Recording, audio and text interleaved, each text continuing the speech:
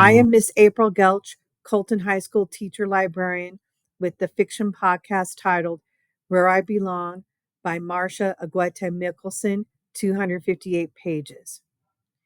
I see people who are brave because they have to be. I see people who will give off themselves because the alternative is to live in fear, closed off from everyone who tries to love them. I see people who have so little yet are willing to fight for those with less.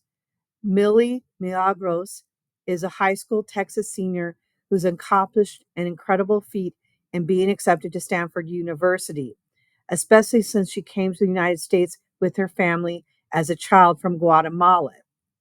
She, unlike other migrants, received American citizenship. Millie also takes care of her younger siblings since her mother works as a housekeeper for U.S. Senate candidate Charles Wheeler. When Mr. Wheeler mentions Millie's academic accomplishments to diminish the stereotypes against migrants on the campaign trail, Millie's life turns upside down. Reporters constantly call her home for interviews. People harass her online. The fervor becomes so intense that an arsonist burns the small family home. Millie and her family must live now with the Wheelers until her mother receives insurance money to purchase a new home. Not only must Millie hide her resentment over living with those who caused the problem in the first place, she must decide if she wants to become a spokesperson for other teens and young adults who are still forced to live in the shadows because they're migrants and unable to get citizenship. I do admire how Millie overcomes her hesitancy in getting involved in an important cause, such as helping the migrants when she does eventually do a televised interview for a local TV outlet and later volunteers to distribute food and clothing to those who just arrive at the border.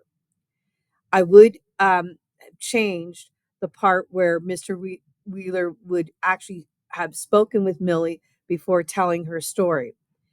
This is consistent with his characterization as the typical politician, despite his good intention to help the migrants. Those who are interested in topics such as immigration and politics will enjoy this fictional account.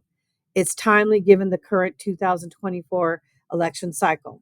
An interracial love story between Millie and the Senate candidate's son, Charlie, may also interest those who like romance novels. I would give this book an A for humanizing people who are often dismissed.